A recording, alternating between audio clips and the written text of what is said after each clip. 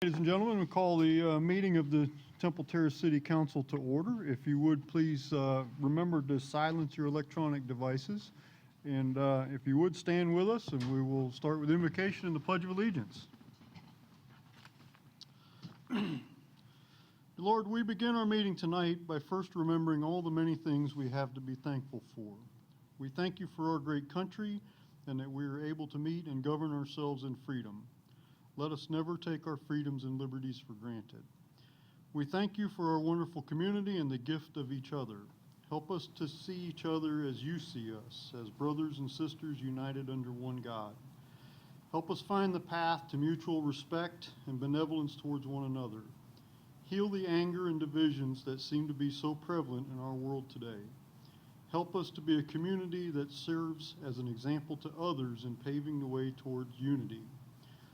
Open our hearts and minds tonight as we engage in the difficult task of governing our amazing city, and help us to embrace our differences and realize that we are stronger because of them. We ask this in your name. Amen. Amen. I pledge allegiance to the flag of the United States of America and to the republic for which it stands, one nation, under God, indivisible, with liberty and justice for all.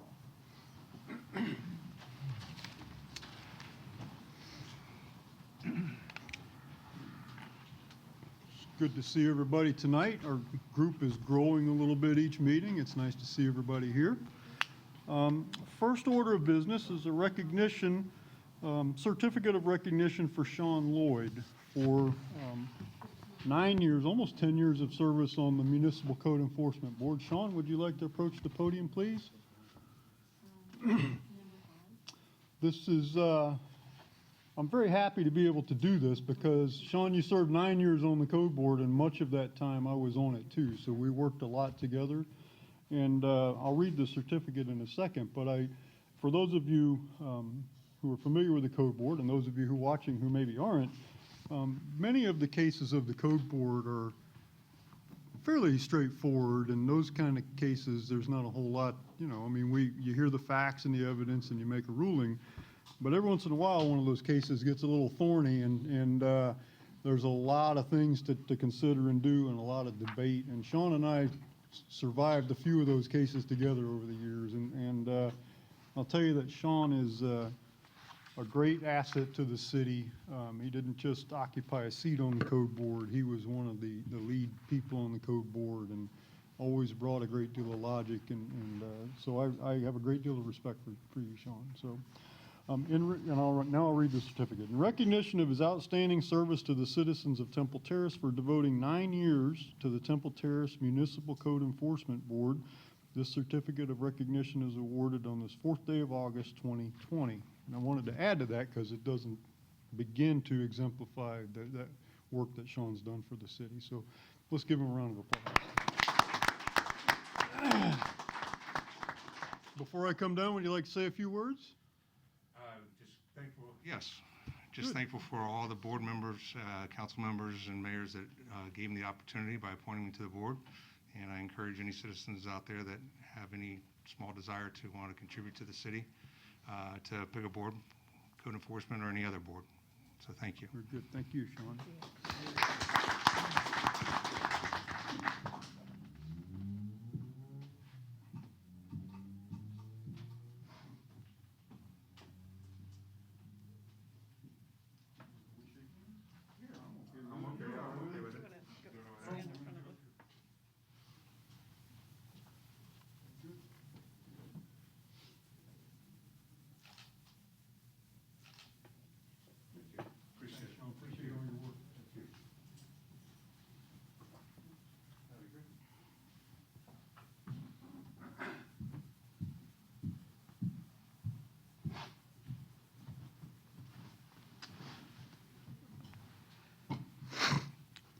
Next, I'd like to call Firefighter Shannon Parker.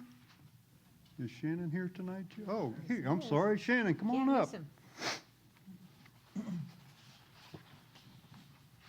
How are you tonight? Fine. Good, thanks for being here. So this is Frank, you've done this before. This is probably one of the greatest honors that the mayor and the council have, is to recognize the firefighter and the police officer of the year. And so I thank you for all your service, you and your colleagues, day in and day out. But to be recognized as the firefighter of the year is outstanding. That's probably, of all the awards in law enforcement and firefighting, this is probably one of the biggest ones. So with that, read the certificate. Engineer Shannon Parker began his career with the Temple Terrace Fire Department in 2006. After a competitive promotional process, he was assigned as engineer in June of 2013. Shannon consistently goes above and beyond his duties and expectations as an engineer. He's constantly evaluating ways to improve the reliability, effectiveness, and safety of the fire department's firefighting gear and equipment. Last year, Shannon contributed an enormous amount of time and effort assisting administration with transitioning of our apparatus fleet to clean cab vehicles. This transition reduces the exposure of our firefighters to cancer-causing carcinogens. He not only embraced the process, he was a key factor in making it happen. Shannon volunteers his time assisting our department when such help is needed. Not only is he a dedicated engineer for Temple Terrace, but he's also a proud father to his children, one of whom is following in his father's footsteps to become a firefighter. You must be very proud. So Shannon, before I come down, would you like to say anything? No, I'm fine, thank you. You good?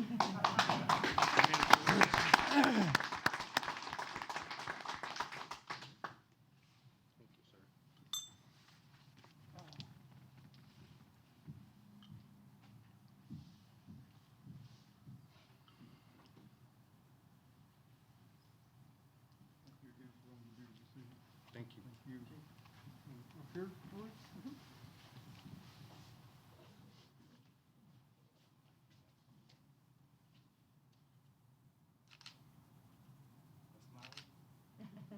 Let's get one with the chief.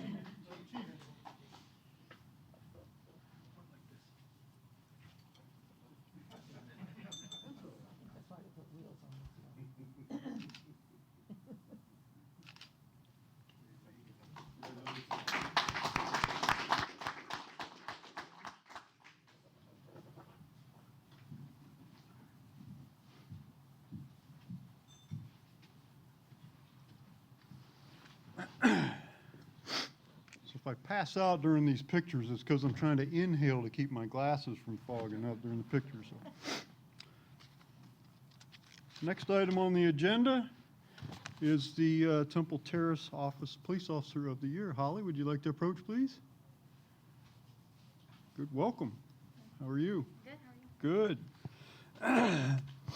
Ladies and gentlemen, it's with great pride that I read this. Officer Holly Burroughs is the 2019 Thomas L. Lewis Police Officer of the Year. Officer Holly Burroughs is a police officer who's truly dedicated to the city of Temple Terrace and the citizens she serves. Holly has continually proven herself to be an extremely proactive and highly motivated officer whose performance routinely leads the squad she has been assigned to. Holly is a natural-born leader who does not shy away from leading fellow officers to perform their very best. In 2019, Officer Burroughs conducted 269 traffic stops, issued 134 citations and 151 written warnings. She also responded to almost 1,400 calls per service, authorizing 314 reports and making 44 arrests. The investigations conducted by Holly led to her obtaining 50% more quality latent prints than any other officer, which yielded 17 latent print identifications vital to the successful prosecution of 13 cases. That's outstanding, Holly. I know a little bit about that. That's tremendous. Officer Burroughs has a servant's heart, treats everyone she encounters with dignity and respect, and continually strives to be of assistance to everyone. For those reasons and her uncompromising dedication to the city of Temple Terrace, its citizens, and her many co-workers, Officer Holly Burroughs has been awarded the 2019 Thomas L. Lewis Police Officer of the Year Award. Congratulations. Would you like to say a few words? I just want to say thank you to the City of Temple Terrace, the Police Department, and City Council for always supporting me and the Police Department. We're happy to have you and all your colleagues I see and and all the firefighters and police. And if you don't have good public safety in a city, you don't have anything. So thank you very much.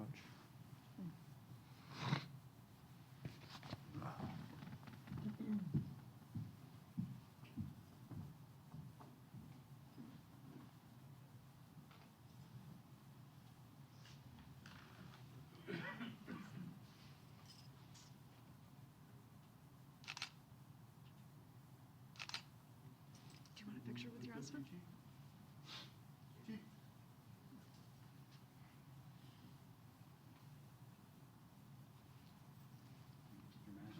You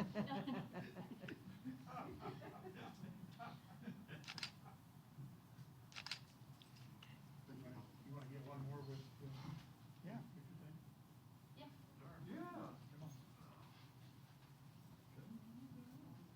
Absolutely. That's the one that goes I've on. seen you before, but I couldn't remember from where. Sneaky like that.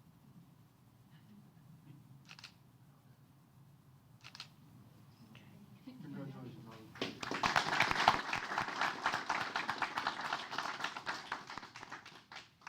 Congratulations, kiddo.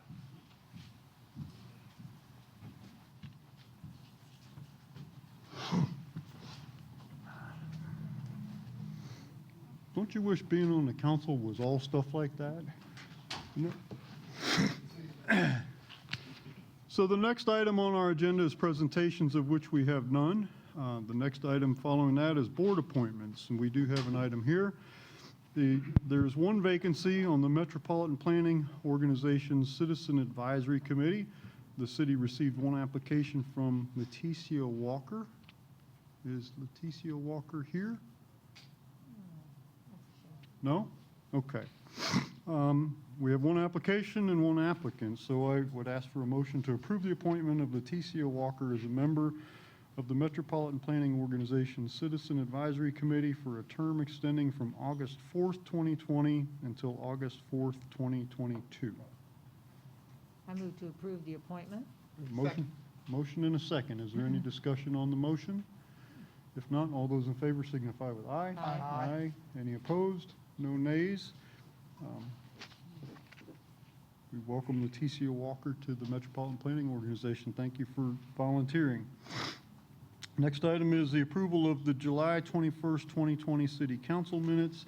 I'd like to advise the clerk that I will be abstaining from this vote because I did read the minutes, but I don't have any way to know if they're an accurate reflection. So if they're acceptable, I'll entertain a motion to approve the minutes. Move to approve. Second. We have a motion and a second. Any adjustments or corrections to the minutes? If not, all those in favor signify with aye. Aye. Any opposed? No nays? The motion passes. Thank you. Persons wishing to be heard on items not listed on the agenda. We have a 3-minute time limit will be imposed on all comments from the public. We ask that speakers come to the podium, state their name and city of residence. During public comment on items not on the agenda, the city manager, Mr. Stevenson, and the directors in attendance do take notes of the items, and all of your comments are taken seriously or will be followed up on very well. So we do have one request to address from Mr. Mike Prado. Yes, sir. Step right up, sir. Welcome. Thank you. My name is Mike Prado. In fact, several years ago, I sat where you guys sat in the board. I have a question that's been really bothering me a long time, ever since I was on the board. Do we or do we not have code enforcement people that we hire to do the work in Temple Terrace? We have employees that are in code enforcement. We typically don't engage in a conversation during this portion, sir. I can arrange. Oh, for okay. you. Well, the thing is, when I sat on the board, there was a gentleman that used to go around all day long. He had nothing else better to do. Miles and blocks, several blocks from his house, and find problems and turn them into the city. And he used to have everything clogged up when I sat on the board. And basically, we didn't pay too much attention to that. I think Frank can back me on that. The thing is this, I got a citation not too long ago. I have a box van, it's white, it doesn't have any names on it, and I got a bunch of furniture stored in there. I had a pod there, but it was obvious. I mean, it just didn't look good at all.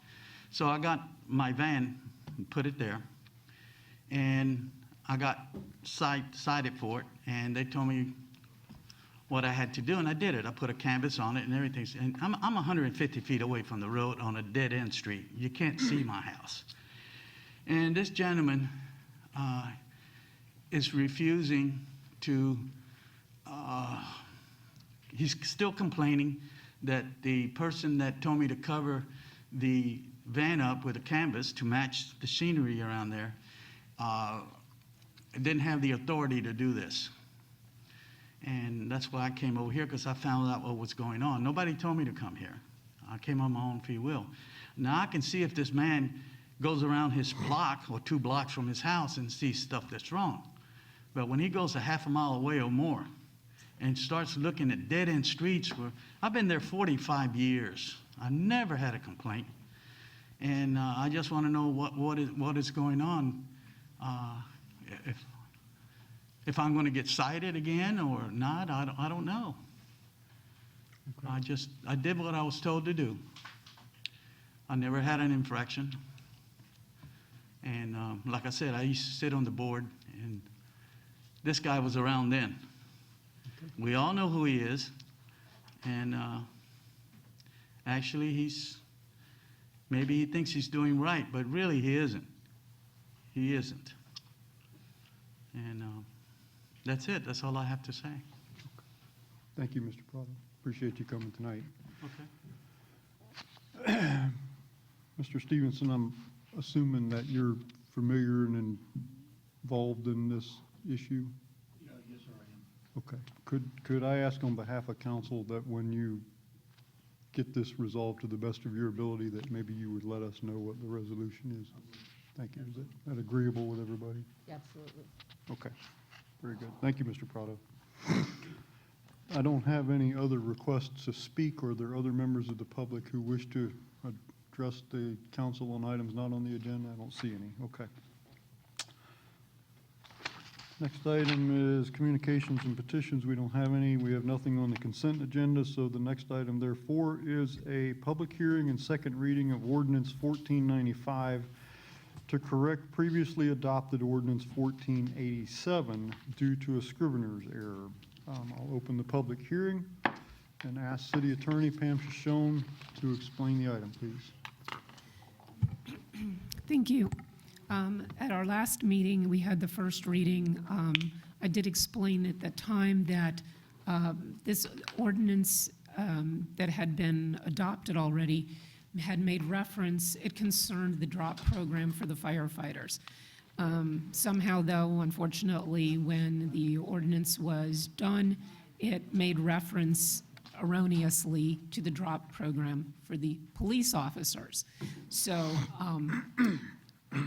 it also, for some reason, had just changed a numbering from small i's to a's and b's instead of I.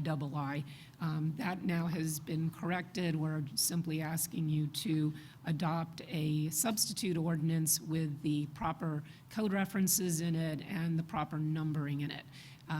Last time when we were here on the first reading, I noticed that one of the errors continued to be made, and we have now fixed that. So that was really it. It wasn't huge errors. It wasn't crazy errors, but it definitely was a significant thing. And so because it was an ordinance, we needed to correct it by ordinance. So. Okay. Very good. Are there members of the public who wish to address this item? Seeing none, council members, do you have any questions regarding this item? No.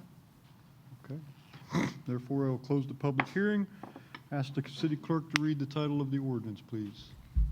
An ordinance of the City of Temple Terrace, Florida, correcting a scrivener's error regarding reference to a city code section contained in Ordinance 1487, directing the city clerk to correct the identified scrivener's errors in Ordinance 1487, providing severability, providing an effective date, and repealing all ordinances or parts of ordinances in conflict herewith.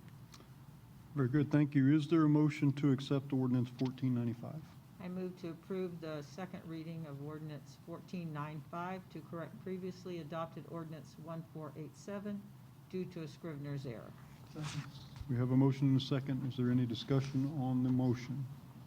Seeing none, all those in favor signify with aye. Aye. Aye. Any opposed? No nays. The ordinance is passed on second reading. Next item is a resolution approving the purchase and installation of hydraulic mechanisms to semi-automate the sanitation fleet. City Manager Charles Stevenson, you have the floor, sir. Thank you, Mr. Mayor. Before you this evening is a resolution approving the purchase and installation of hydraulic mechanisms so that we can begin our semi-automation. This modification is for 6 vehicles in our fleet. This is the first step that we need to implement the semi-automated program for the solid waste collection. All 6 of these vehicles were purchased from Container Systems and Equipment Company located in Daytona Beach. The Container Systems and Equipment Company is a Florida dealer for this type of equipment and installation and is familiar with our vehicles. The total cost of all 6 vehicles, parts, labor, and hydraulic valves and hoses, and all the apparatuses that go along with this, total $68,322. And due to required capability requirements of the hydraulic system and function, the loading hopper modifications, we're requesting to approve the attached resolution so that we can retrofit the 6 vehicles in our fleet. Funds for the retrofit are available in Machinery and Equipment Fund 480-2041-534-64.99. That's all I have, Mr. Mayor. Thank you. Very good. Are there members of the public that wish to comment on this item? Any of the 4 of you? Right. Seeing none, council members, do you have any questions? Any questions for Mr. Stevens? Yes, sir. Mr. Triller, you have the floor. Thank you. I do have a couple questions. Being familiar with some of this trash issue many years ago, city went down the volume-based programs, and it was an absolute disaster. The community came out in large numbers opposed to it back in the day. Just want to make sure this is not in any way an effort to go down that road, which I don't think it is. I certainly would like to do a better job informing the public of what we're getting ready to do before we do it, so people aren't going to yell and scream at us. And the reason I say that is, my understanding is, each household will get a garbage can. So the question I have beyond that is, what happens if you have one garbage can and you have a big party or you have Christmas? What do you do with the rest of the trash? Those are the kind of things that I think need to be, put in a record, educate the public, so we don't have big blow-ups and people coming and yelling and screaming at us saying, you guys didn't tell me what you were doing out here. I'm not opposed to the program because it certainly will alleviate worker comp claims. They put the hooks on the back of the trucks and the tippers or whatever they call them, and they will they dump them in. But my concern is, what if you have more than that one trash can? What do you do with it? I don't know that we've talked enough about. I don't know, at least if maybe when I was not here for a meeting or 2, you guys discussed it. But I'm just not. Did you I'm want just to not. pose that question to Yeah, I'm Mr. just posing Stevenson or it. Mr. Well, McClung? multiple things I want to pose to Mr. Stevenson, but before something gets passed, sometimes I think we need to inform the public of what we're doing when it's something that affects everybody. I'm not opposed to it unless some new issues are brought up. My main issue is, what if you have more than that one garbage can? Yeah, you may be able to get, I know in the county you can buy another garbage can. I get that. But what if you don't need 2 garbage cans? What if, as many of the folks in this room, around the holidays or special parties, most people have more than their normal trash out there? What do you do with it? Do you leave it in the garage so it smells? Do you take it somewhere? What? I don't know. So I'm just trying to shed some light on that so we can, get it out to the community as well. Mr. Stevenson, is there a response to that question? That's a good question. Very good question, and the question that's already been posed to us about buying an additional can, and we certainly will make provisions for that. We are right now very close to finalizing a program to deliver to council at next council meeting that will answer a lot of these questions and address a lot of the concerns. We've been talking to people as well, and a lot of those what-ifs have come up, and we'll address all those what-ifs. This program will do nothing but enhance our collection, and I'm confident that we can take care of take care of all the questions that come up, Mr. Chilor.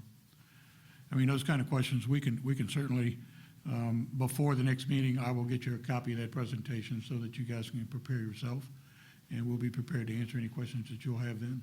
So, but I think you'll find it's pretty comprehensive what we put together. So, Well, you know, I just, We're- I'm sorry. No, you still have the floor. Whatever provisions that are in there, say somebody has an extra bag or two, that needs to be put as part of the ordinance or whatever it's going to be, because when Mr. Stevenson's not here or somebody else is here down the road, well, that was the previous administration, it wasn't us, so too bad for you. Just don't want that to happen. I mean, because I'm telling you, I was up here when the city had this volume-based program, and there was some not very happy residents out here in the city finally got away from it. It was going to be one time a week pickup. What do you do with, you know, diapers and raw meat and put them in the freezer? What? I mean, that's the kind of answer we're getting. So I've been through that. Believe me, you guys don't want to sit through that kind of stuff. So, but I mean, before we launch these kind of things, I think, as all of y'all have preached, is there needs to be outreach before we vote on things like this. This, to me, is significant where it affects pretty much every household in Temple Terrace. So people need to know that what's happening. Again, I'm not opposed to the idea of having it done.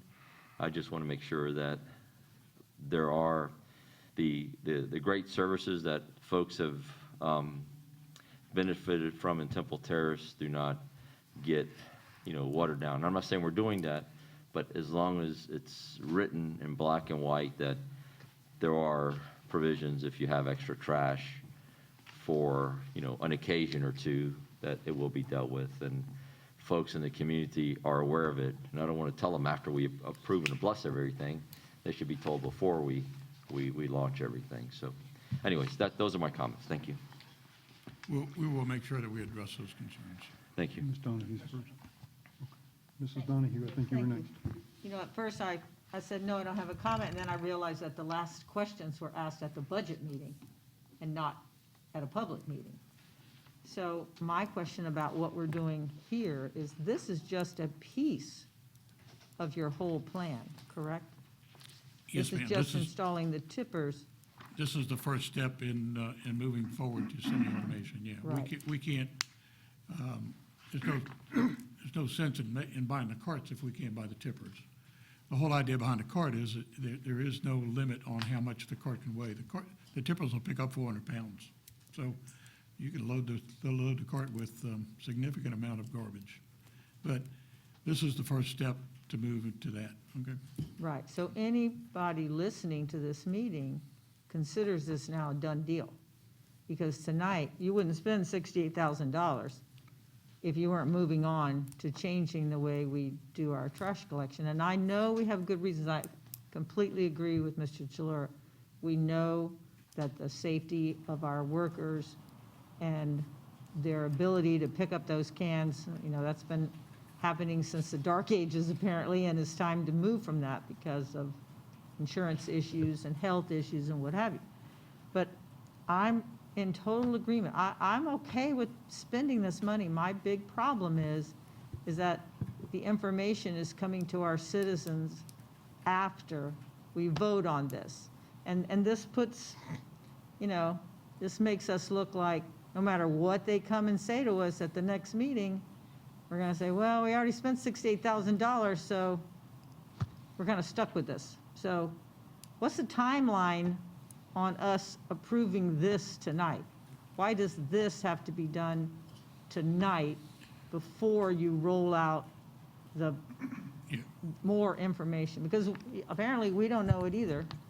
I mean, I had a long conversation with Mr. LeBlanc about yard waste, and he was like, oh, that won't have anything to do with this. I was like, oh, okay, well, I didn't know that. If I don't know it, doesn't mean that just because I personally don't know it, but I mean, if we don't know it. So I guess my question to you is, if we don't vote on this tonight, and we put this off another 2 weeks, is that going to be that detrimental so that we can't get a presentation out here, something to the public to tell them what's coming? This is a red flag here, this $68,000. Once we vote on this, we're done. We have to keep moving forward. Well, I don't know that that's entirely accurate. Again, this is the first step to get these things done. Our vehicles need to have these tippers on them anyway, because we do have cans out there that people are using. It would be beneficial to our guys, even if we don't move into a new collection system.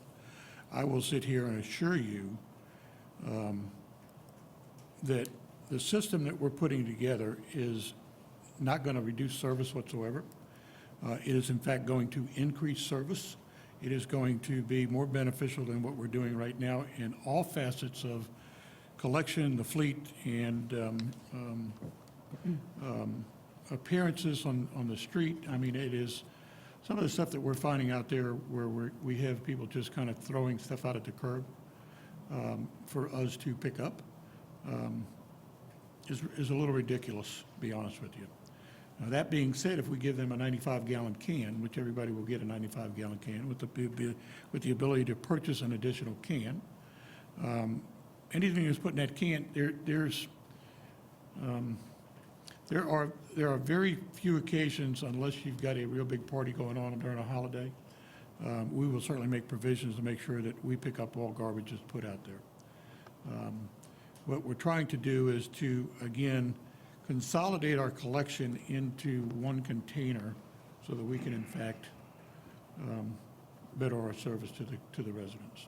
Okay, I will assure you that the program that we put together will, in fact, do that, without a doubt, without a doubt. As far as moving forward with this $68,000 expenditure, I would like to be able to start getting this in the pike so that we can get, you get into October and you wait until October to start purchasing this stuff, you start getting in line behind other people. That's the whole purpose of putting this together. We are prepared, we will be prepared to present the program in completeness to council on the 18th. We are moving in that direction. I guess if I'm assuming wrong, then I need council to tell me, the 297 that we had put in this year's capital budget, we discussed last week, and it stayed in the budget, and it's still in the budget. We moved the purchase of the vehicle back so that we can, in fact, get into buying these purchases in these cans and get these things distributed for an October rollout. So that if we don't get into manufacturing line here very soon, this thing will get delayed forever. So that's the purpose of bringing this to you this evening, bringing you the program on the 18th so that we can move forward with, once we get the budget adopted and approved and the 297 stays in the budget, we can move forward with getting this order put in place. So this is an order as well. This guy can only do one truck at a time, and we've got to transport the truck all the way to Daytona. So it is a long, drawn-out process. I really need to get busy with. That's the purpose of bringing it to you this evening. Anything else, Mr. Congress? No. Mr. Schister? Thank you, Mr. Mayor. This is one of those issues where I see both sides, and I understand the logistics of trying to get everything done in a timely manner so that come October, we're ready to rock and roll. My question, though, is many of the newer trucks, they already have tippers on them. Whether they're functional or not is a separate question, but many of them had tippers, right? I know, I've seen them in operation. We have two vehicles that were ordered with a tipper. A tipper. Okay. So each truck now will come with two tippers, or? Each truck will get 2 tippers installed. We have 4 that will get 1 tipper, and we got 4 that, 2 that will get 1 tipper, and 4 that will get 2 tippers. Okay, so even if for some ungodly reason the whole program falls apart, which I don't foresee, but the tippers, retrofitting the trucks for tippers, there's a lot of, I have 2 tipper trash cans now. So you'll still be utilized by a percentage of our citizenry, correct? Correct. Okay, so you can use them for virtually any tipping. Correct. Okay. I agree with the necessity of advertising this and getting the program out. And I'm assuming also that the program that you're bringing to us will be the education program to alert and teach the residents what needs to be done and how we're going to do it and how the whole program will work. Yes, sir, it will. Okay.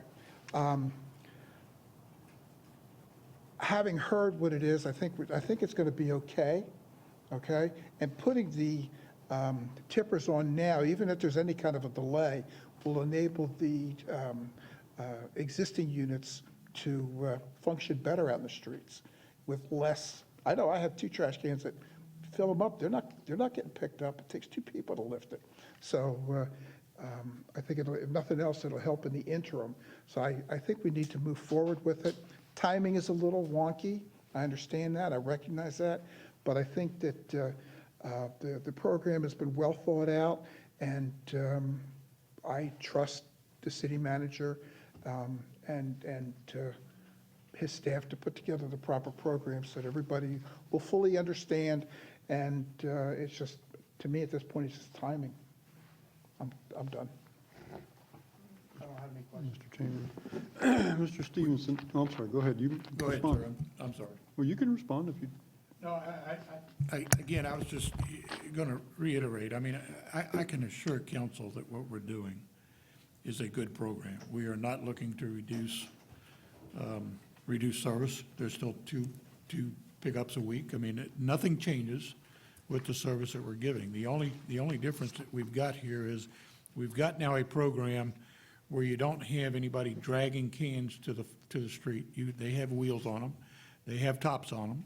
The tops that get blown off during a storm on our existing system ends up in our stormwater system, and they clog the system and cause localized flooding. So all that is eliminated, along with providing a lot better service and a lot better protection for our sanitation workers. So I'm confident that what we present to you on the 18th will make everyone very comfortable with what we're doing. So, and we have provisions, Mr. Schischler, we have provisions made to do outreach, and we've got pamphlets designed. We've got even an addition of a dedicated phone line if anybody's got questions, which is something that we don't have now. So we've taken all that, and all the social media and the email blast, and kind of expanded that as well. So I do think that we will be in a position to well inform the public. so I have a question now, Mr. Stevenson. I think, I'm hearing, I don't know if we have consensus, but I'm sensing that we're all thinking along the same lines here, or most of us are anyway. I don't think you've got opposition to the new program and up here, at least not yet. We haven't heard from the public yet. But, I mean, at the budget meetings tonight, I don't hear anybody anyway saying, oh, we don't want anything to do with this. What I do hear is an echo from our last budget meeting when we talked about this that said we don't want the public to think we've committed to this before we've heard from them. And I think that's the concern with what we're being asked to do tonight, is that it's going to create the perception to people. I mean, they don't attend all the meetings, they just attend that one. It's going to create the perception among the public, I think, is what we're saying, that we've already made up our mind. We've already spent $68,000. It's the first step of this.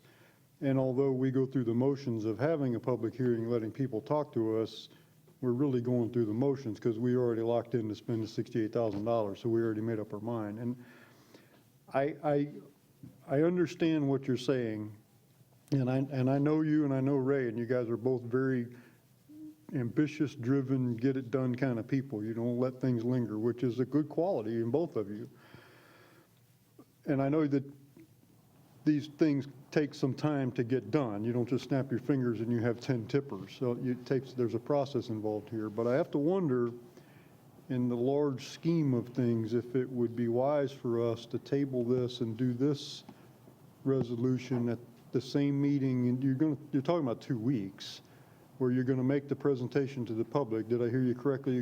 That's in the next council meeting. You're going to have the big presentation. You're going to go through. You're going to show everybody in the public what you showed us already. That's what we're preparing to do. Yes, sir. Yeah, but I think Mr. Chalora and Mrs., don't let me put words in your mouth, but I think what I'm hearing is that would it really kill this to put this on the table for 2 weeks and just let us, and then things, I think the public would be much more comfortable with us feeling that we're doing this in the sunshine, we're being transparent, we're being open with them. I don't think you got any opposition up here to the program. I think you sold us. I think you're preaching to the choir. I think it's just that we haven't preached to the public yet. We haven't told them what we're planning.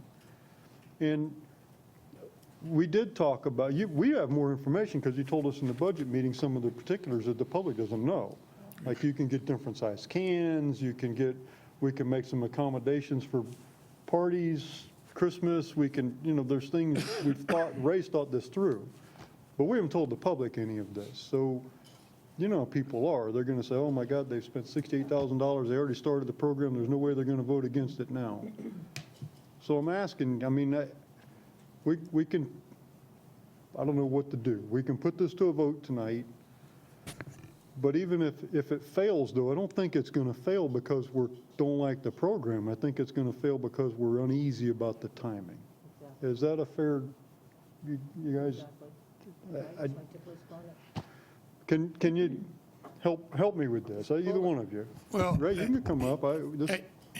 It's okay with me. It's not, come on up. It's not as if we're going to spend $68,000 Wednesday morning, okay? These trucks have got to be done once at a time. We can always use the tippers anyway.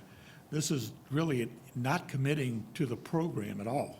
Okay. We have cans out there. We've got numerous cans out there now that have the capability of using the tipper anyway. The guys are still trying to load those by hand because they don't have a tipper. But let me not to interrupt you, but let me ask you this question to that point. If we weren't going to change systems, would you still buy these 10 tippers?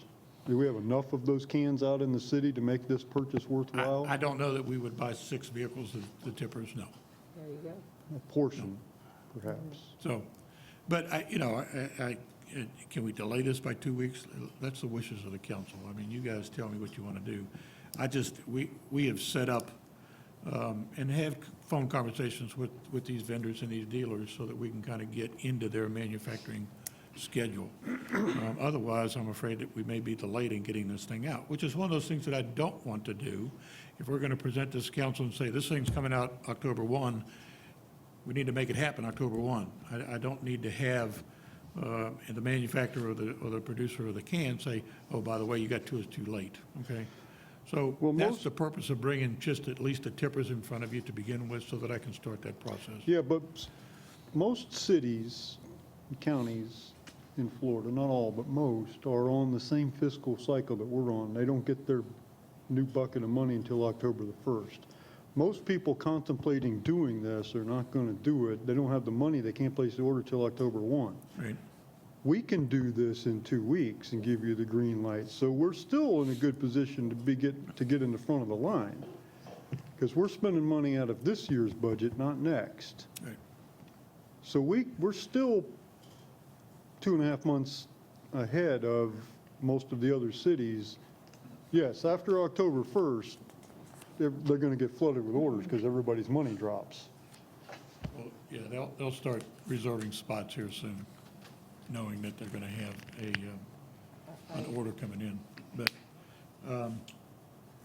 to answer your question, we could probably delay this for 2 weeks. It probably won't kill us.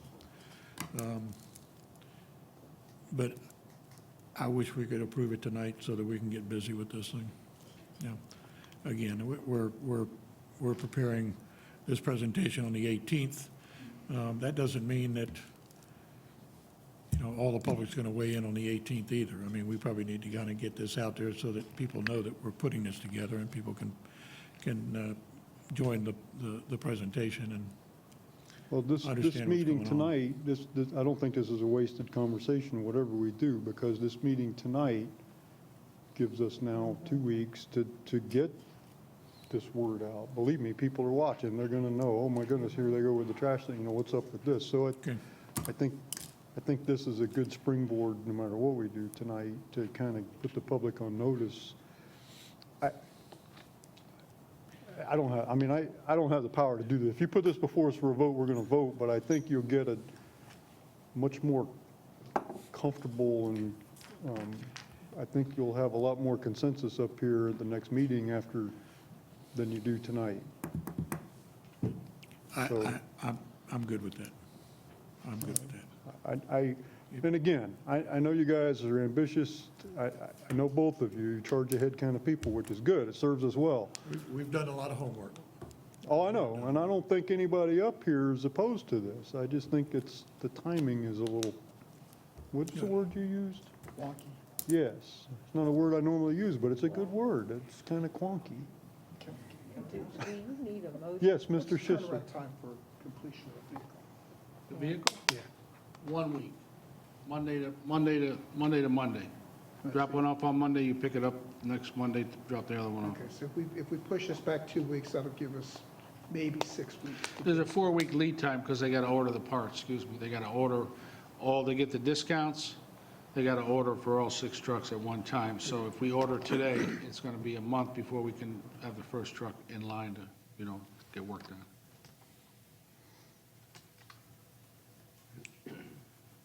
Mr. Mayor, I'm ready to make a motion to postpone this. Well, let me, very well, I don't, outright vote no. I don't know that do we need to make a motion to table it for 2 weeks, or can that be done administratively? You tell me what the best way to accomplish this is. It would probably be better to make a motion to postpone it to The next, the next meeting. So Okay. if that's what you want to do, if you want to designate it as being brought back on the table for the next meeting. okay, thank you. Could I make another comment or ask a question before you make that motion? What would, will there be other resolutions? Suppose we have this presentation at our next council meeting. Suppose everybody loves it. It's wonderful. Will there be other action requested of us at that meeting, or just this? At the next meeting? Yeah, Just us. okay. So the next meeting, the plan was just for informational purposes, not for us to, Yeah, the only other thing that we'll have to bring back to council is the purchase of the courts themselves, which is part of next year's budget, so. right, but by then we'll be committed to it by that time, so, okay. I hope we're committed before I order cans. I want to make sure that we are committed to do that. I mean, we have no intention of ordering the cans until we know that we're good to go, so. Yeah, well, I think we're going to get there. And I think we're going to get there. Yeah, I do too. So, okay, Mrs. Donahue wants to make a motion, but before she does, any other comments or questions from council? Okay, Mrs. Donahue? I move to postpone the resolution approving the purchase and installation of hydraulic mechanisms to semi-automate the sanitation fleet until the August 18th meeting, 2020. We have a motion. Do we have a second? I'll second the motion. I'd like to have a comment. We have a motion and a second. Mr. Chilori, you have the Thank floor you. for a Yeah, comment. again, I'll say clearly, I'm not opposed to the program. I think Mr. LeBlanc is one of the best directors in this country for sanitation. Before he got here, after his little leave, this place was a mess. Literally, I mean that. There was piles of junk everywhere. He came in no time, it was back on track. So I have a lot of confidence in the guidance he provides. My only holdup was I want to make sure that people know. That's the only hiccup. I don't oppose the program, especially if they address these little issues and conditions. I just don't want people to look at us and say, you guys did something and didn't tell us about it. That's the only hiccup I have. Thank you. I agree with Mr. Chairman. Other comments on the motion to postpone? If not, all those in favor signify with aye. Aye. Any opposed? No. Okay, motion passes with Mr. Schuster voting no. Very good. Next item is council business. Is there any other carryover business from our previous council meeting? Any other carryover business? Okay. New business and board reports. Before that item, I'd like to, Mr. Schoen, I think Mr. Chambers has something he'd like to Yes, I do. I have a brief board- us on. You Board report from the Hillsborough River Interlocal Planning Board. Last Monday in our budget workshop, I stepped to the back to be on a Zoom meeting, and we conducted some business. And one of the business items we did was to vote a very nice appreciation of service to Vice Mayor Andy Ross. So I could read this. For 4 years of service, your commitment and dedication to the protection and conservation of the Hillsborough River presented this day on then, the 27th of July, 2020. So as you've done earlier today, would you like to say something before we go down and take pictures? Well, Because I have a presentation down there. well, thank you, Mr. Chambers, and thank you for stepping up and volunteering to replace me on that board. The Riverwatch Task Force and the Hillsborough River Interlocal Board have been near and dear to me for some time. I think I've started serving on them in 2010, somewhere around there, and there's a lot to learn on that board, meet a lot of great people, and I think you're going to do wonderful on that, and thank you for stepping up to that. So And thank you. they did not provide a certificate, but we do have a nice. You're not going to hit me with that, are you? Not Charles is going to hit me for the. That would replace a gavel very nicely. Yeah. You know, it's all in the presentation, James. They didn't, so the varnish all dripped. The woodwork guy, but there you go, that's all. Smack the council members. Hey, you need one of those. Maybe not anymore. Not anymore. No, take it home.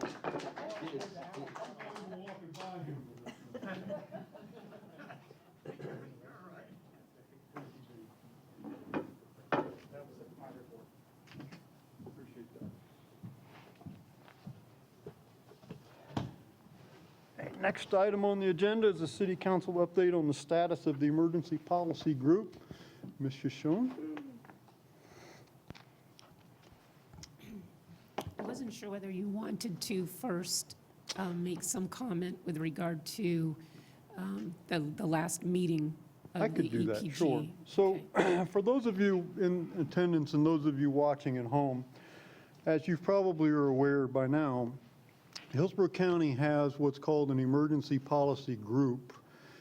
Under the state laws in the state of Florida, emergency powers are given to the counties.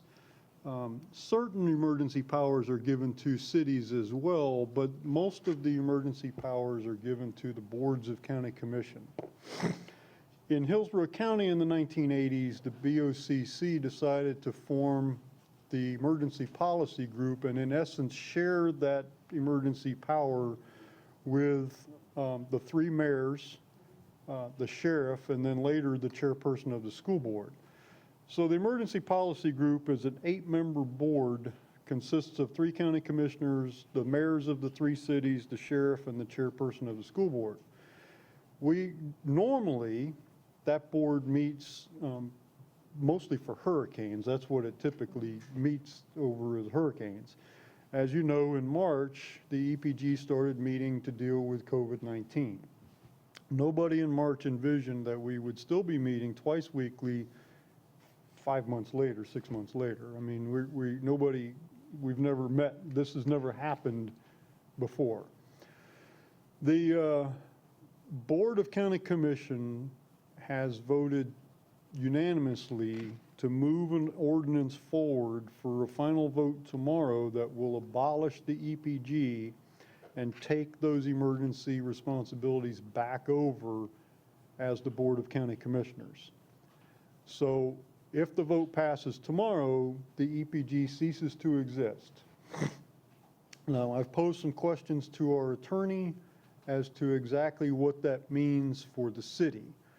Putting my personal feelings on this, trying to put them aside, I wanted to know to what extent do we have any or no input into what the emergency orders are? Right now, we have a vote, one person, the mayor. If this is abolished, we will have no voice. And does these emergency orders take effect in Temple Terrace whether we like it or not? And do they have the power to impact things that are city things, like our parks and libraries and rec centers and stuff like that? So some of those questions I posed to the county or the city attorney to try to give some clarity to this council about what responsibilities we now will take on. Pursuant to those questions, I had provided to all of the members of council and to the city manager probably 3 pages of sort of rambling responses to your questions, finding all of the many different sections of Florida law that applies to the circumstance. I primarily addressed what the city's authority would be to promulgate our own ordinances in the event of an emergency. There are several provisions under Florida statute that gives the city the power to respond to an emergency. Generally, that focuses on an emergency that impacts just us. In a case like this, and oftentimes hurricanes, they rarely just impact our one city and not impact what's around us. But the Florida statutes do give us some authority. In looking at other cities, a number of them during this COVID epidemic implemented their own emergency rules and regulations, not just under the authority of Florida statute, but under their own ordinance. We could not find that Temple Terrace has an ordinance specifically authorizing us to implement or to declare a state of emergency. We do have in our charter reference to the procedures we would use. We also have in City Council's own rules of procedure that you have adopted, again, more procedures to do it, but nothing that specifically says this city, this council has the authority to do it. We would have to find our authority within Florida statutes. That's why I had provided you with some of those statutes so that you could read it for yourselves. Continuing to do research, I then looked to answer the question of what can the county do that would impact the city? And Article 8, Section 1 of the Florida Constitution addresses charter government and specifically talks about counties operating under a county charter like Hillsborough.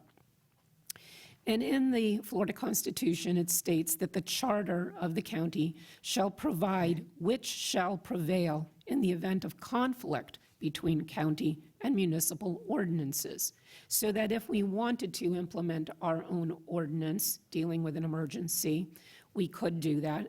And what happens then when there's a conflict? Now, with respect to Hillsborough County's charter, it states that in the event of a conflict between a county ordinance and a municipal ordinance, the municipal ordinance shall prevail within the municipality, regardless of whether the municipal ordinance was adopted or enacted before or after the county ordinance. The Hillsborough County Emergency Powers Ordinance is in their Chapter 22, and in definitions, purposes, et cetera, of that ordinance, it clearly states that it is applicable to unincorporated Hillsborough County. So to the extent that the county commission takes over its home rule charter powers now, they cannot override the city. So I'm hoping that that answers your question. If we do adopt our own emergency ordinance, My suggestion is that it not conflict with the county's ordinance, but we can certainly make our own ordinance, and as long as we're not trying to do something, and it can be stricter than the county's ordinance, as long as it's not something that is prohibited to us by any other law. So I'm hoping that that answers really the essence of your question, if not the very specifics of the questions. Good. Okay. Thank you. Are there questions regarding this item? I do have a question. So if we wanted to enact an ordinance for Temple Terrace that deals with the declaration and management of emergencies, the role of the council, the role of the mayor, the role of the city manager, we would need to give you direction to work on that. Is that correct? True, and even though you haven't given us direction to do that, we have already started that so that I could be ready to present it to you already for your consideration, and you could make really any, it's better than starting from scratch. I always feel like it's hard to start from scratch, but if I give you something that is sort of mirrors what other cities have, Clearwater has one, I believe Palm Beach has one, we're trying to kind of meld those together, try to determine what's best for our situation, and I'll be ready to provide that to you, because in dealing with an emergency, it happens suddenly. It's not something you can wait to do. So I wanted to get that started now. I talked to the city manager about it this morning, and that way you can look at a sort of a draft of one and then make any changes and suggestions or tell us what you want to do with that. Okay. So, This is your report, Mr. Stevenson. You have a large piece in this too. Do you have any comments on this? No, sir. I think Mrs. Young's on the right track to kind of get us squared away. We do need to start doing something on our own, though. I mean, I thoroughly expect the EPG to get abolished tomorrow, so we need to start making provisions with this, and we've had that conversation last week, that, you know, if this happens, not that we're on our own, but we need to have our own stuff in place. Mr. Schischler, you had a question? Yeah, I think he may have just answered my question. So this means we would create our own internal emergency group for the city alone? Well, I don't know what the ordinance proposed would Well, say. okay, but I mean, so- is that what you're But kind of sort of saying? I would think, in my mind, in the spirit of our charter, that the answer to that would be yes, because I don't think our charter intends to vest power in a mayor. I think No, I our agree, charter, I the agree. spirit of our charter is for the council to be so I would say probably yes. I mean, our rules say that we act as, I don't know the proper term, I don't remember the proper terminology. But what do our rules say about us in emergency powers? Our charter makes reference to declaring an emergency. Doesn't talk about state of emergency, and maybe I'm mincing words here, but we're used to hearing now state of emergency. But it makes reference to declaring an emergency, and it talks about how many council members are needed to adopt that. The same thing sort of goes with your rules of procedure. It talks about how many votes are needed. Nothing really says you have the authority to declare a state of emergency for our city. You have to go to Florida statutes to find your authority. Other cities have adopted their own ordinances. And right now, I mean, you could decide that you want to have a emergency planning group that would include the city manager and the fire chief and the police chief. You could put that into your ordinance or not. I mean, you though, as a whole entire body, must vote to declare a state of emergency and then go to some other procedures. Well, to my point, when we met and declared an emergency for Dorian, I think that all that did then, if I remember correctly, was give you emergency powers to supersede buying or procurement rules? Is that what that was? So it just affects your office in the long run. That was part of the declaration, which is fairly typical from any city to city. I mean, it gives the city manager a little bit of relaxation of procurement because of the situation that you're in. I think what Mrs. Schoen is saying is we certainly have done this in the past. We've declared emergencies. Irma was the last one. I mean, there was a declaration from Irma. So just to clean up from the legal point of view, she's asking to create an ordinance that gives this body the power to do that. Okay.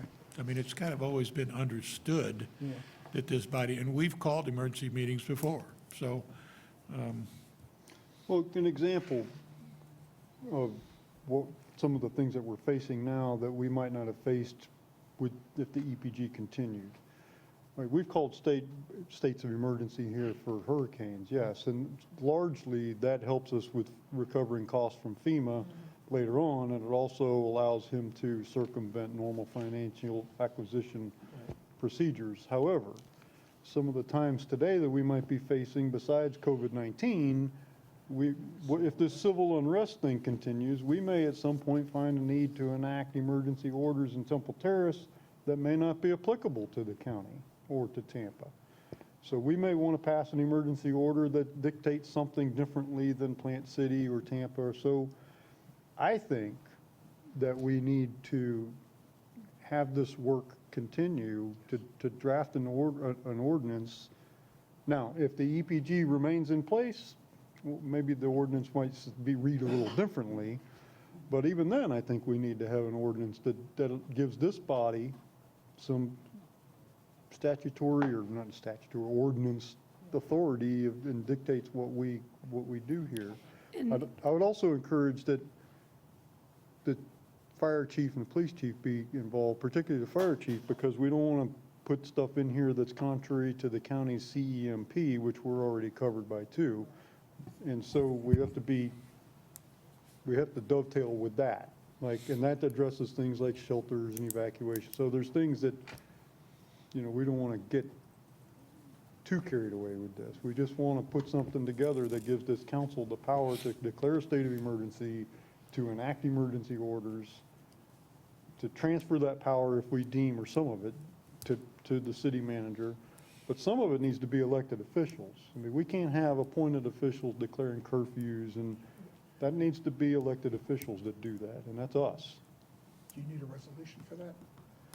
Beg your pardon? Do you need a resolution to continue on that, or? You just need us to give you work direction. Right. I'm getting the sense of what you want. And as I said, I'm going to present something to you to consider well in advance of us putting this on an agenda, but so that you have an opportunity to look at it, to comment back what you like, what you don't like, and what you'd like to add. And then finally, we'll put it on the agenda, so then you can consider adopting it as an ordinance. Okay. Does everybody, we have agreement on this? Any heartburn with this? Just have one more question. Mrs. Donahue. Since there are only 3 cities in Hillsborough County, will this put all of us in the same position? Yes. Because Plant City already has its own. No, but the EPG, they'll lose their seat on the EPG, so will Tampa. I know that part, but I mean, for us, does Tampa have their own, and does? I don't know if Plant City has. I don't know. An ordinance giving them authorization. As I said, we started to look through lists of cities who did declare or put out emergency orders because of COVID. And I started reading each one's. Some of them, again, like we would rely only on what state statute allowed us to do. Others made specific reference to their own ordinance. And when I started seeing that, I thought, wait a minute, where's ours? So I started looking through the code book here and couldn't find one. Well, So, keep in mind, Plant City, Temple Terrace, and Tampa, since we've had the EPG, this need hasn't really, you know, we've got a seat at the table. We will function together as a county. Now that's changing. So there may not have been a need for them to do anything before. So that means that when they vote to do away with the EPG, including in times of hurricanes, Yes, we will have no that's voice. correct. But surely our fire and police will be in on those meetings. We'll be To in on, listen. that's the lower tier, though. You're in at the meetings on the EOC, and you get told what Yeah. Yeah. well, yes, I've been assured that they'll keep us informed of what they decide, Okay. right? Mr. Chambers? I do have a question. So if the EPG gets abolished, do we fall under the county's orders automatically? An example, the mask ordinance? Yes, sir. Okay, that's all I want. Yes, sir, we do. And generally speaking, correct me if I'm wrong, generally speaking, we could, if we wanted to, enact restrictions that are stricter, but not less restrictive. But Same with the state. governor's order. Yeah, I just didn't want all those orders to go away. No, the proposed county ordinance that they're voting on tomorrow includes language that carries over all current EPG orders to the new group, the BOCC. It has a clause in there about that. Thank you. Okay, we have consensus to give this direction, Mr. Stevenson, fire chief's good? Okay, all right, very good. What are you gonna do with all your free time? I don't know yet. City manager's report.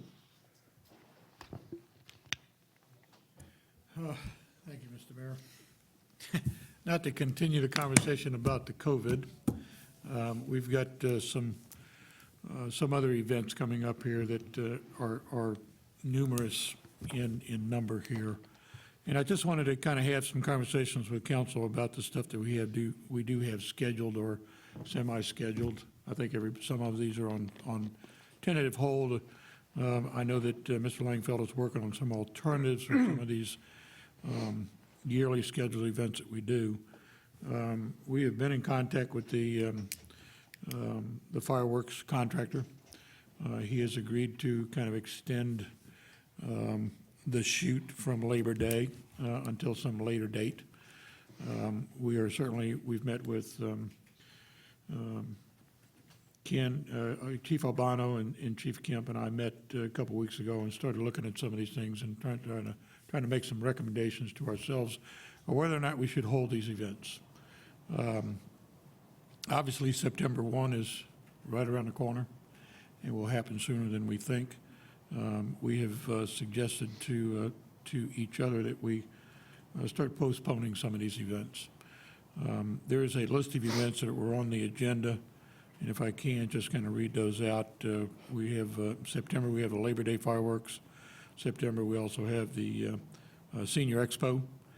October, you've got the Fire Department Open House. You got the Fall Festival. In November, you've got the Art Festival, and then in December, we got the Winter Wonderland. Mr. Chambers was working with the Arts Council to determine whether or not they were going to have the November event. We do know that Temple Terrace Reeds has canceled their event the same day that the Fire Department Open House is. And really with the condition of, in the situation with COVID still lingering above us, we're looking to postpone these dates.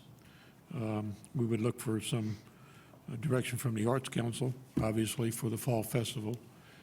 And if you can weigh in if you want, but our recommendation is to start finding, if we can, finding some alternatives or postponing some of these events, at least at the end of the year. We've talked about delaying the Labor Day fireworks to maybe New Year's if things get better. And it would be a good way to celebrate getting rid of 2020 for everybody. It's been a tough year. But certainly the open house at the fire department is one of those events that everybody looks forward to, but we're having trouble getting vendors to commit to coming to these events as well. And I mean, they would be really half of what they normally are. So we are doing that. Mr. Langfeld Carl, if you want to come up and explain, he's got a couple different ideas for the Senior Expo and the Fall Festival that maybe he can share with us. Welcome. Mayor, members of City Council. Yeah, as we start getting into fall and weather starts to become more conducive to holding outdoor events is when leisure services, and not just leisure services, but many agencies that we work with start holding lots of special events. They would kick off this year with Labor Day on September 5th, but that obviously, we're looking into alternatives. Following that is Senior Expo, which comes up on September 25th. Seniors being our most vulnerable population, there's just no way that we could hold the traditional Senior Expo that we've done in Lightfoot. But to the benefit of my extremely creative staff, they've come up with an alternative, and that is a drive-through event, where we've reached out to some of our sponsors and vendors from the past, including Cigna, Walgreens is involved, local businesses and restaurants, and they're all giving us promotional materials, flyers, coupons, et cetera, and we're putting them into a gift bag. And from 9 until 12 on September 25th, seniors or their caretakers can drive through Lightfoot, and we'll hand them a bag of the information that we're gathering from our sponsors and those who are involved in the event. So that way we can still get this information, much of which is very vital to the seniors, out to them in a responsible manner. Senior Games or Active Life Games is an event put on by the county, which we partake in and are involved with a lot. They officially pulled the plug on Active Life Games last week. Fall Festival is one of our leisure services and Parks and Rec's biggest events of the year, held at the Family Complex. When this all first started happening, we said, okay, well, let's move it back outside. We'd had it outside 2 years ago during renovation. It was a tremendously successful event. But as we're getting closer, it even looks like an outside event is not going to be something we're going to want to pull off. So we've come up with an idea of doing a movie on the lawn. We're going to assign 10-foot squares that a family can come and sit in, and we'll show a Halloween-themed event out on the lawn on the soccer fields behind the Family Complex, and do that kind of event out there, which we can do in a socially responsible and distanced manner. Arts Festival, I think the council is still in discussion what's going to go on with that. And then Winter Wonderland out there first weekend in December is still a little bit far out there to make any type of real decision on with what we're going to do with that. But I've got a great staff who are extremely creative in coming up with some of these ideas to still engage with the public, still get the public out, but do so in a responsible manner. So that's what we've got coming up through our fall special event season. Good. Questions for Mr. Langfield? Thank you, Carl. Appreciate that update. Mr. Mayor, one other event that we talked about this morning in our staff meeting was National Night Out, which is in October. That's another one of those that we will kind of just play it by ear. I don't know that I am prepared to say that we're not going to hold anything in November until we get a little bit closer. I mean, if we can, again, responsibly hold the Arts Festival, we're all for that. Winter Wonderland, same thing, but certainly with the seriousness of COVID that we're dealing with, I don't know that the next 2 or 3 months are going to get any better. So I just wanted to make sure that council understood that as we start either coming up with some different ideas, we'll start making sure that council knows what we're doing. But we are talking about canceling or postponing, if you would, or rescheduling some of these events that we would normally have this time of year. So. What is it that, if anything, do you need from us tonight? Just an awareness for us? This is just to have this conversation so that you know if we're talking about not having September Labor Day fireworks, that you're aware of it. That's all. Okay. Well, starting with that one, is there any comments, or we'll talk about the fireworks? Let's stick with one thing at a time. Mrs. Donahue? I specifically just want to address the Arts Festival. So. Okay, well, can you hold on and we'll work down the list? Is that Yeah. okay, Mr. Schister? I have a general comment. Mr. Chambers? I think either yesterday or today, I looked at the city's Facebook page, and it had, send summer out with a bang still on it. I guess after tonight, we're going to change all that on the Facebook page, get the correct information out. Very good. Thank you. Yes. Okay, so in regards to the fireworks potential delay, any, I mean, I think you're right, I mean, it's right around the corner. It is, I mean, it's just 3 weeks away, and not. I don't think things are gonna change in 3 weeks. Well, so. I don't think any of us like it any more than you do, but I think it seems like we understand. Well, Question about it. Yes, These fireworks will come out of this year's budget, so are we going to reserve them? Because otherwise, 2021 is going to have new, but, yeah. Two. Good question. yeah, two expenditures of fireworks. we have given a deposit already to that contractor. That contractor has agreed to just continue rolling this over as long as we need to. He is committed to doing a shoot for us. Obviously, we won't give him any more money until that's accomplished, but he has worked with us, and Mr. Langfeld has been in conversation with him about kind of just rolling this thing out until we get ready to shoot. I think the So, question is, would the rest of the money be encumbered out of this year's budget, though? Yes, it will be. Okay, Yes, it will be, yes. yeah. Any That, other- that was my question. Want to make sure we have the money for 2 years' worth of fireworks. Yeah, and then, year 21 is, we've got additional money in there to hold fireworks in July, Okay, That was when my we get question. through all this. That was good, that was my that question. was your question. Okay, anything else on the fireworks? Labor Day fireworks. The next thing is the Senior Expo, which I think we've gotten a pretty good explanation on. Any Sounds like a great idea. comments or questions about that? Thank you, Carl. Just make sure they have lots of candy in those bags. All right, the next is the fire department open house. I think, again, I'm not sure, any comments or questions? No. Seems like we can leave it to the chief and Mr. Stevenson to figure that one out. Well, and Okay. the other Temple Terrace Reads, they've already Yep, they've already changed announced it. that so. they've canceled it. Okay, the fall festival, Mrs. Donahue? Well, I just want the public to know that we're right now working on the vendors and the artists. So far, we're right at where we normally are at this time, which is, because the ones who are anxious to get out and sell their work are the ones who signed up first. But we've told all of them that we will refund the booth fee 100% if we have to cancel. So we've given them that assurance. How long do you think it would be? Do you have any idea what, like, your drop dead would be, that if you're going to make the decision to cancel, there's a certain date? If I only had that crystal ball, right? So you don't have that a I could certain say date that you have to? No, and every month, we meet monthly, and every month we have said, okay, this is not the month to cancel. All right, okay. But I can tell you right now, it won't be as late as October. I'm sure James will agree, he's the president of the Arts Council. September is most likely, Okay. we should be able to, because, there's so much involved in putting this on, that some of those things may prevent us from putting it on. But I wanted to make sure that we were okay with the city, because you're our biggest partner, and besides you and the Golf and Country Club, we hold it at Woodmont Park, we have it on the First Fairway, so, those three have to agree for us to move forward. So as long as you're okay with us being on hold, then we'll keep moving forward. But if the city feels like we need to pull the plug now, we'll abide by your We could decision. certainly play it by ear and see what happens.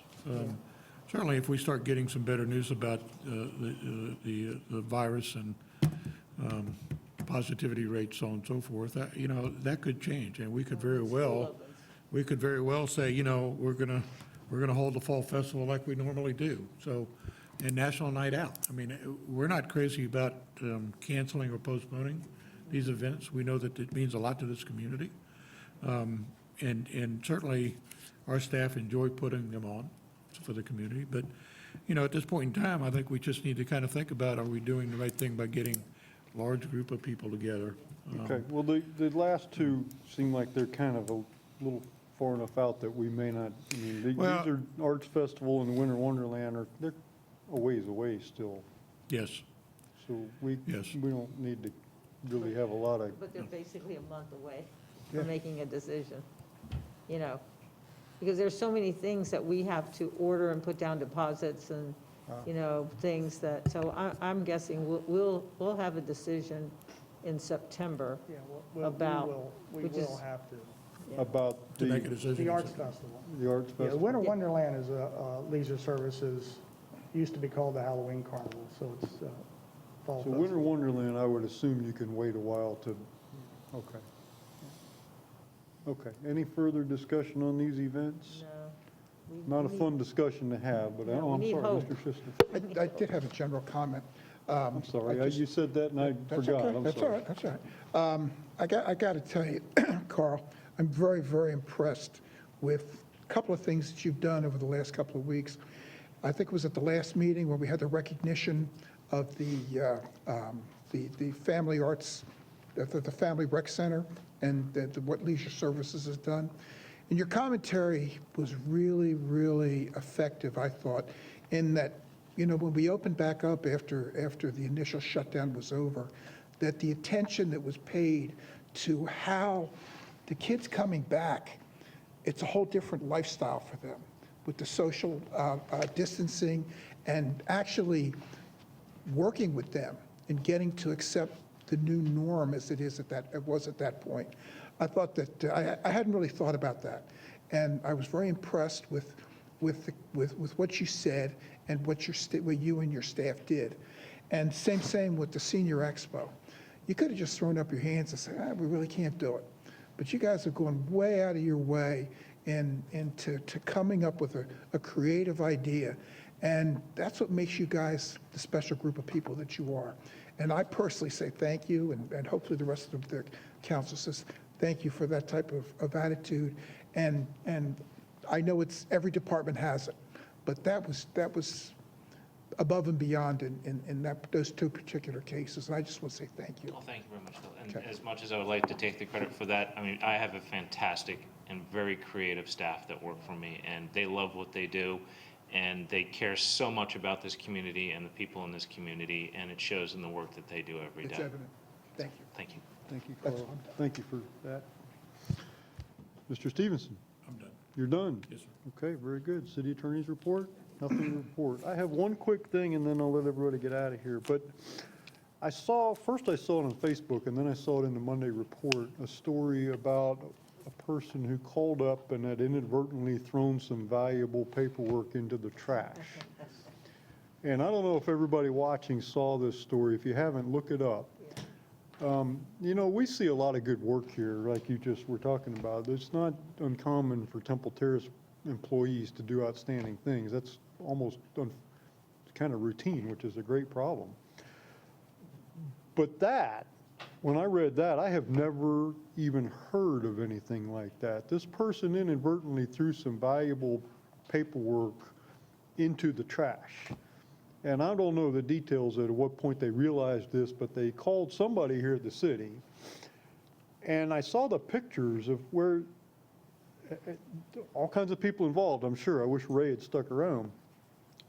They emptied this garbage truck full of trash here at Public Works. They emptied it out onto the ground, and city workers picked through this huge pile of household garbage until they found this person's missing paperwork or whatever it was that they threw away.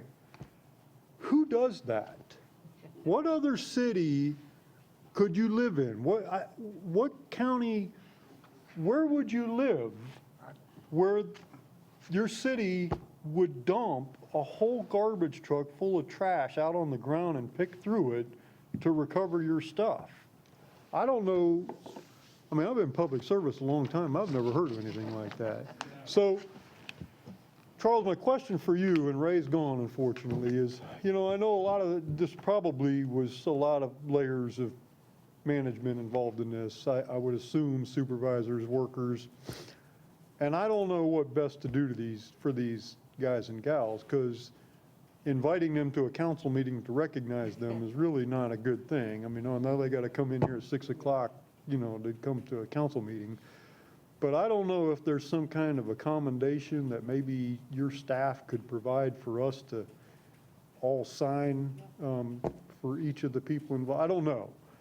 But that's truly amazing. That really, so help me. Is there something we can do to recognize Yeah, these? we can come up with something, and these guys do this because they love Temple Terrace. Oh, it They- was, they there don't was do it- office staff out there too. Yeah, They don't- I know. They don't do it Yeah. for recognition, they do it because that's what we do, okay? And we have always told them that. You have got great staff. I mean, I can't, I say it, I'll say it again. You've got extraordinary people working here in this city that do things like that. Well, I think we should, maybe you have already, I think we should put a media release out on that. That's amazing. That is truly amazing. And, Well, Lori was out there too, digging through, well, I don't know if she was digging through the garbage, but she was there taking well, pictures. somebody took the pictures, but, I'm working with ABC. yeah, that's really an amazing story. So, It's just, it's what we do. Yeah. That's all I can tell you. Yeah, well, I'd like to know how that all, who, well, anyway. Well, let us pick the garbage up off the ground. No, I'm just kidding. It's already gone. Okay, anything else to come before the council tonight? Council members, anything? Mr. Stevenson, Mr. Schoen, directors, anything? Okay, very good. We are adjourned.